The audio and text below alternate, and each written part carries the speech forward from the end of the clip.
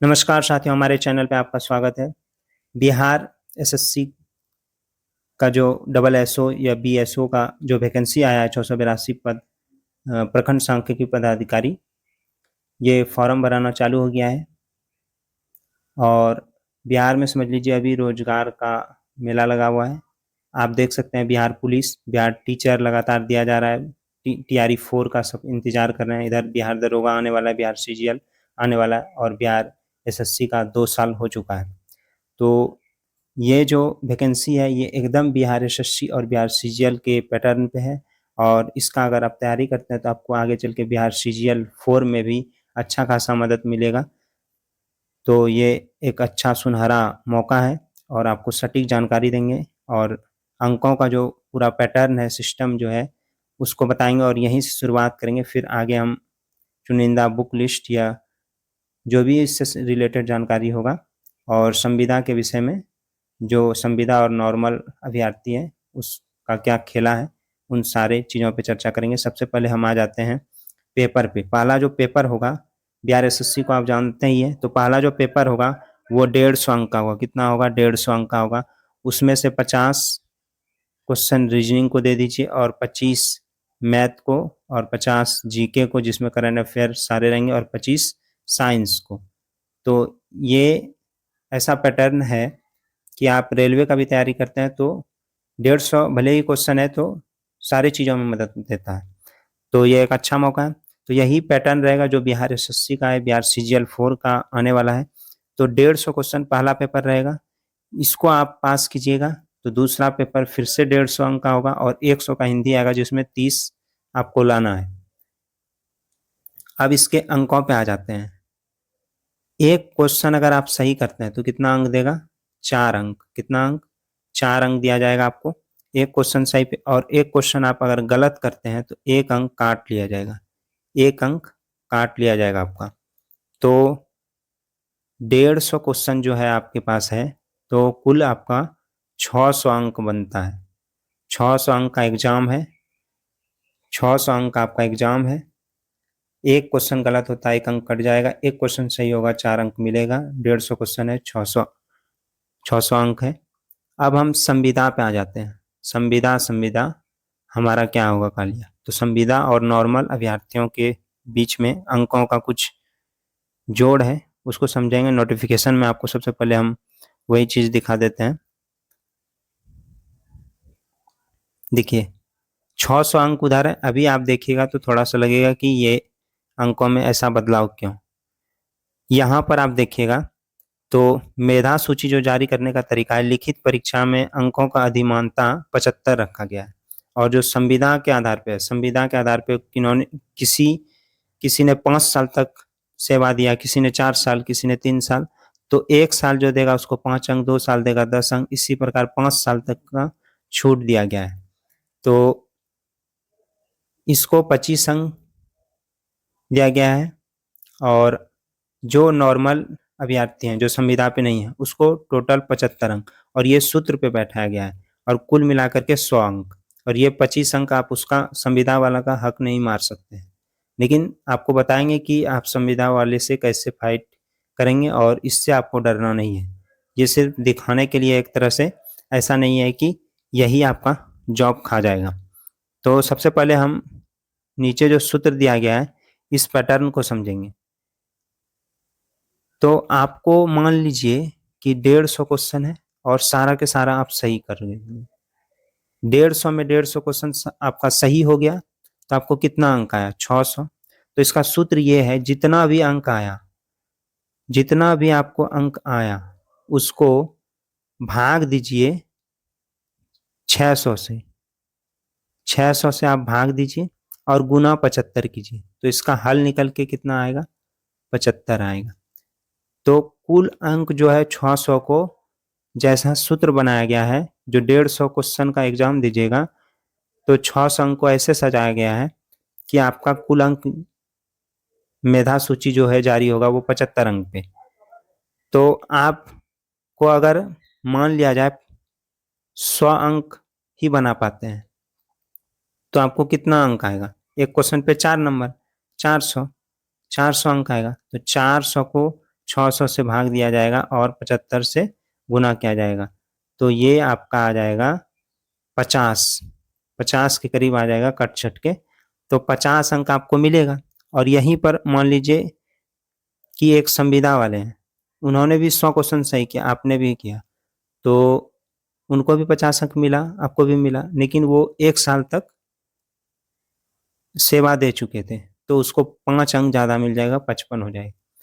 तो इस आधार पे है। लेकिन एक बात जान लीजिए कि संविदा वाले अगर कोई जॉब कर रहे हैं या किसी विभाग में जॉब कर रहे हैं, तो इन सब का जो 150 क्वेश्चन का जो पैटर्न है, और 120 लाना, 125 लाना, 135 लाना, ये मामूली बात नहीं है। अगर आप तैयारी पे नहीं है तो इसमें जिस प्रकार जीके 50 पूछा जा रहा है, आपका जीके बनेगा ही नहीं।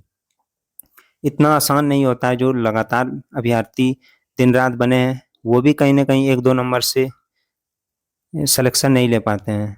तो संविदा वाले अगर कोई काम कर रहे हैं तो इतना आसान नहीं है। इक्का दुक्का अगर है तो उसको इस 25 अंक से कुछ फायदा हो सकता है, ऐसा नहीं कि पूरा सीट ही ले जाएंगे। तो इससे बिल्कुल भी डरना नहीं है, क्योंकि ये वर्कर के तौर पे काम कर रहे हैं और आप अभ्यर्थी हैं, आपका नया तैयारी है, नया जोश है। तो आप अगर 120, 25, 35 नंबर लाते हैं तो आप पेपर फर्स्ट सिलेक्शन पे आइएगा, तो पेपर सेकंड में मेहनत कीजिएगा।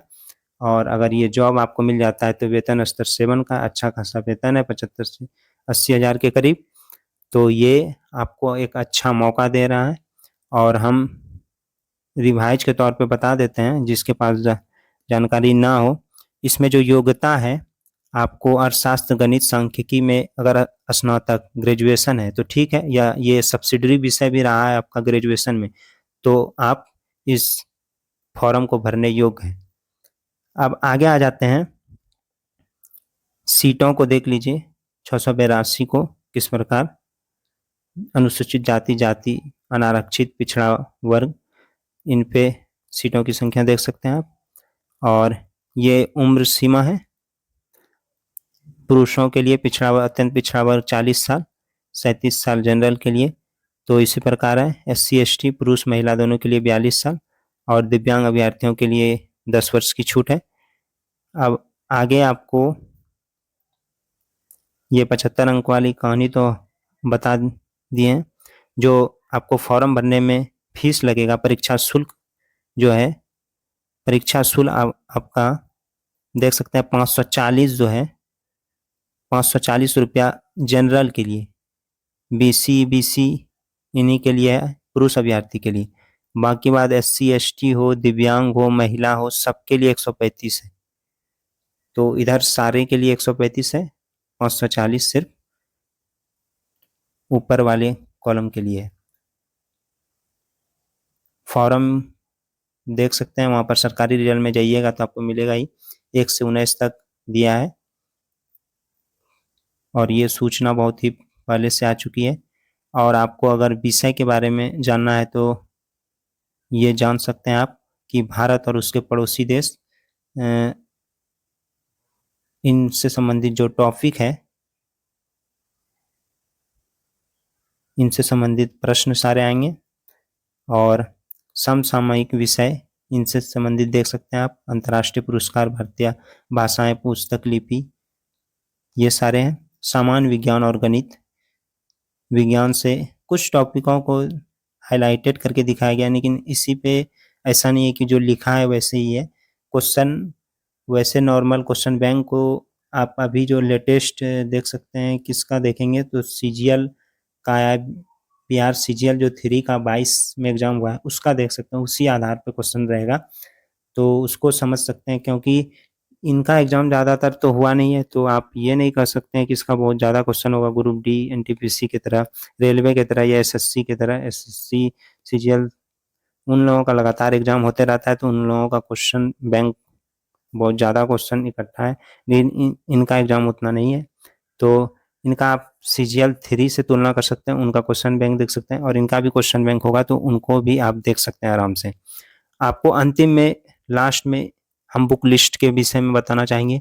बुक लिस्ट की कहानी यह है कि आप मार्केट गए आप मार्केट से ये समझ सकते हैं कि आप समझ लीजिए कि एक मोबाइल लेने गए हैं और या आप किसी और सामान को लेने गए, तो आपका मन वहाँ जाकर के होता है कि ये 10,000 का फ़ोन है, तो जब वहाँ आप फीचर देखते हैं या आप फ्लिपकार्ट वगैरह में देखते हैं कि थोड़ा-सा अगर और पैसा लग जाएगा तो ये वाला कुछ बेहतर फ़ोन हो जाएगा, 2,000, 3,000, 1,500 या 5,000, तो मन एक जगह निश्चित ठहरा हुआ नहीं रहता है। बुक के विषय में भी वही है कि जब हम बुक लेने जाते हैं या नया कोई फ़ॉर्म भरते हैं, तो हमको लगता है कि जो बुक हमारे पास नहीं रहता है, उसमें अलग-अलग फ़ीचर, अलग-अलग रंगों से सजा हुआ, तो उसको जब हम देखते हैं तो हमें लगता है वो खरीद लें, ये खरीद लें। लेकिन बुक वही पढ़िए जो आप लगातार पहले से पढ़ते आए हैं। उससे क्या होगा, एक छवि बना रहता है, इस पेज को आप देखे रहते हैं, आपका नज़र बैठा रहता है। तैयारी उससे आप किए हैं तो आप उससे रिवीजन कीजिएगा तो उससे तेज़ी से होगा और नए-नए बुक की तलाश में आपका तैयारी गलत दिशा की ओर जाएगा और आप 5 नंबर, 10 नंबर, 2 नंबर से छँट जाइएगा। और प्रैक्टिस के लिए अपना-अपना तरीका है, एडुटेरिया है, एनसीईआरटी बुक है, किरण है, प्लेटफ़ॉर्म है, सारे बुक अच्छे हैं, लूसेंट है, दृष्टि है, लेकिन सब बुकों के पीछे नहीं भागना है। आपके पास जो है आप जिस प्रकार बेहतर कर सकते हैं यूट्यूब के माध्यम से या बुकों के माध्यम से, क्वेश्चन बैंक के माध्यम से, जैसे जीके बनाना है, तो जीके बनाना है तो ऐसा नहीं है कि कोई लिखित है कि एसएससी में जो पूछ रहा है, सेंट्रल एसएससी में या रेलवे वगैरह में जो क्वेश्चन आ रहा है विज्ञान का, ग्रुप डी में, तो उसका क्वेश्चन नहीं आएगा। क्वेश्चन किसी का तो खरीदा हुआ नहीं है। तो वहाँ से देखिए कहाँ किस से क्वेश्चन ज़्यादा हमको तैयारी करने के लिए मिलता है। जैसे ग्रुप डी में अच्छा खासा साइंस वगैरह पूछा जाता है तो उसका क्वेश्चन बैंक उठा के पढ़ सकते हैं। अभी लेटेस्ट जो पिछले मेरे ग्रुप डी का एग्ज़ाम हुआ था तो उसमें किस प्रकार एनसीईआरटी का फ़ोटो वगैरह, चित्र वगैरह, बायोलॉजी का डाला गया था और उसका नाम पूछा गया था। तो पैटर्न बदलते रहता है, इसलिए लेटेस्ट सारे तरह के बुकों को देखना चाहिए। एडुटेरिया का 7,000, 5,000 जो वो प्रैक्टिस करने के लिए बुक आया है, उनको आप देख सकते हैं। तो जो भी आपको बेहतर लगे अपने तरीके से, तो उसे आप ले सकते हैं। गणित के लिए जिस भी बुक से प्रैक्टिस किए हैं, प्रोसेस को रिवीजन करना है। जैसे गणित का कोई भी एक सवाल है, उसको पढ़ते-पढ़ते हमको समझ में ये आ गया कि ये कैसे बनेगा। तो वो जितना बार आप बनाइएगा उस टाइप का सवाल, तभी आपका प्रोसेस रिवीजन होगा। तो आप देखते ही सवाल को मार लीजिएगा। यहाँ जानना ज़रूरी नहीं है, कितना जल्दी बना लेते हैं वो ज़रूरी है, क्योंकि ये समय ही कुछ और है। आपको ज़्यादा लाखों अभ्यर्थियों में एक सीट आपको पक्की करनी है और लड़ाई बहुत ही कड़ी है। तो हमने आपको सारा बता दिया, अवर सांख्यिकी पदाधिकारी, प्रखंड सांख्यिकी पदाधिकारी।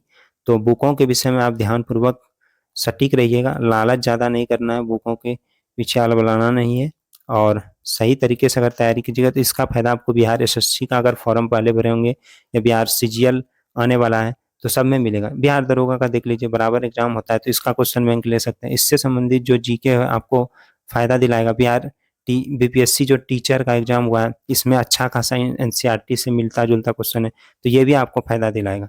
तो हमारे चैनल को लाइक, सब्सक्राइब ज़रूर कीजिएगा इस महत्वपूर्ण सूचना देने के लिए। धन्यवाद।